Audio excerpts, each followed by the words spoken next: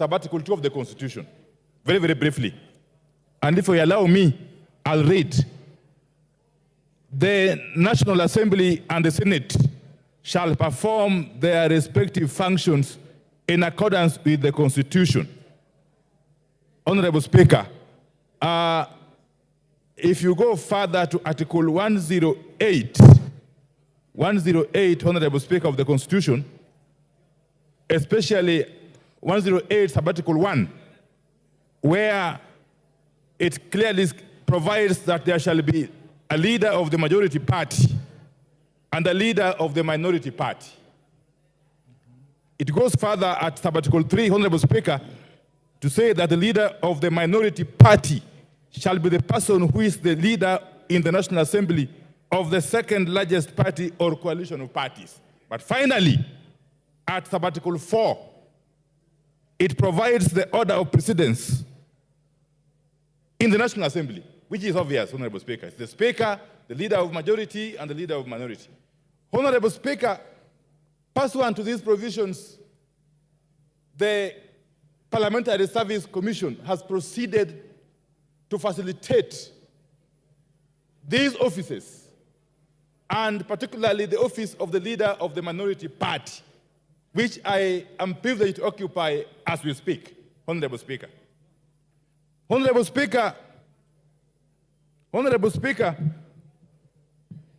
part of the facilitation of that office is the enabling of the office to hire officers. As a matter of fact, the Commission has facilitated my office to hire officers. In fact, it has hired for me officers to serve in the office of the leader of the minority party, to enable that office to perform its functions effectively, Honorable Speaker. And I believe that is the case with the office of the leader of the majority party and other offices in the National Assembly. Honorable Speaker, one of the officers in my office is the person holding the office of the policy analyst. Honorable Speaker, the policy analyst in the office of the leader of minority party plays a very, very crucial role in enabling the holder of that office to perform his work. Honorable Speaker, on the eve of today's sitting, specifically this morning, Honorable Speaker, at 2:20 a.m. this morning, I was called by the policy analyst in the office of the minority leader, one Gabriel Oguda. Gabriel Oguda, that is the policy analyst in the office of the leader of minority. He called me this morning under distress that there were people, in fact he called them cops. I think cops means policemen. At his gate, breaking into his compound. The issues I'm raising are so serious that I want to request my brother Pukose to be patient. Honorable Speaker, Mr. Gabriel Oguda called me at 2:20 a.m. this morning, informing me that there are people at his gate who were breaking into his compound. No sooner had he called me, Honorable Speaker, I mobilized lawyers to try and attend to his situation. But within no minute, Honorable Speaker, members, order. I need to hear. Honorable Speaker, 10 minutes after Mr. Oguda called me, my phone calls were jammed. I was unable to call nor to receive calls until about 6:30 this morning. Honorable Speaker, in the ensuing period, these persons actually broke the gate of Honorable Oguda's compound, went further to break his door, and abducted him.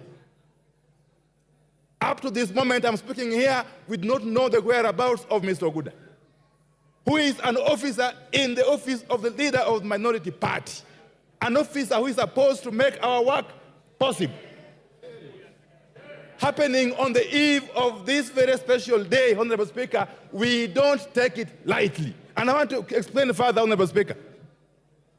The persons who abducted Mr. Oguda are not known, even though in his phone call to me at 2:20 a.m., he indicated they are policemen. We have looked in all police stations in Nairobi and environs. He is nowhere to be seen. We don't know whether they kill him or they are holding him incommunicado somewhere. Honorable Speaker, we do not know. Honorable Speaker, Article 29 of the Constitution of the Republic of Kenya protects the right to freedom of every Kenyan citizen. Indeed, even the rights of arrested persons are protected in the Constitution at Article 49, Honorable Speaker. As a matter of fact, nobody is supposed to be arrested without being informed as to why he is being arrested. The Constitution goes further to provide for rights of detained persons. If you are arrested for whatever reason and you are detained, you have got a right to access the services of advocates or lawyers. Up to this morning, up to this moment I'm speaking, the lawyers that I was able to assemble have not been able to access Mr. Oguda, wherever he is. So what am I saying? What I'm saying, Honorable Speaker, is that this cannot be treated as business as usual. It is the same manner somebody or people can abduct officers assigned to the office of the Speaker. That would be an affront to the independence of the institution of Parliament, Honorable Speaker. Parliament is an independent institution, and this House is not complete without one side of the House. This House is only complete with the majority side and the minority side. Honorable Speaker, before I conclude, let me say this. Some of us have walked this journey, and you know, these are not things that are new to us. But it will be unfortunate if this country were to regress to the dark old days, which we have been accustomed to, and some of us have been victims of. Honorable Speaker, a trend is now emerging of abductions of people in this country by people who we do not know. I am being told this morning from some sources that there is a unit already established in the police service, and that unit is reporting to nobody. They are reporting to nobody. They are a law unto themselves. He is on a point. They are abducting Kenyans. Wind up. I am on a point of order. Wind up. What is itching, Honorable Sirma? Order, honorable members. Order. Order. So can I allow him to prosecute my case? He seems to know more. I'm hearing what. Go on. I'm hearing what you are saying. Yeah, this is. Clerk, you can improve the sound system. Honorable Speaker, I was in this House. I was in this House in the 12th Parliament when members, especially some of them sitting that side, were crying here. Were crying here over these abductions. I can tell you, Honorable Speaker, the shoe could be on the other side of the foot. But these are the same things, Honorable Speaker. What is good for the goose must certainly be good for the gander. I can tell you. And therefore, will I be right, Honorable Speaker, to request you that before we proceed, you use your powers under the Constitution to compel whoever has abducted the officer in the office of the leader of minority to be produced before we can proceed. Otherwise, this House will continue to be under siege, and we cannot operate under intimidation. Personally, you can't. You made a point. Thank you.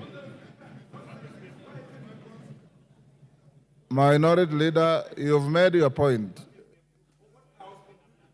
Give him 1 minute to conclude. You are now not complaining, you are making a speech. If anybody thought that they can intimidate members of Parliament, let me assure them, at least personally, I can never be intimidated. You will never intimidate me. You've made your point, Wandayi. And therefore, I demand, on behalf of my coalition, that extra material that's unnecessary. Released, or at the very worst, taken to court and charged with all offenses he has committed. Thank you. Thank you. Majority Leader. No. Order, Honorable. Thank you, Honorable Speaker.